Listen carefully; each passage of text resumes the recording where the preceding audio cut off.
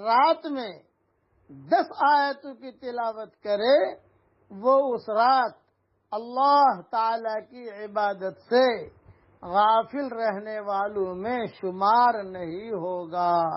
مستدرک حاکم میں یہ روایت ہے۔ دوسری روایت حضرت ابو ہریرہ رضی اللہ تعالیٰ عنہ روایت کرتے ہیں کہ رسول اللہ صلی اللہ علیہ وسلم نے ارشاد فرمایا، جو شخص رات میں 100 آیات کی تلاوت کرے وہ اس رات عبادت گزاروں میں شمار کیا جائے گا۔ رسول اللہ صلی اللہ علیہ وسلم نے ارشاد فرمایا، جو شخص رات میں 100 آیات کی تلاوت کرے وہ اس رات عبادت گزاروں میں شمار کیا جائے گا۔ یہ حدیث بھی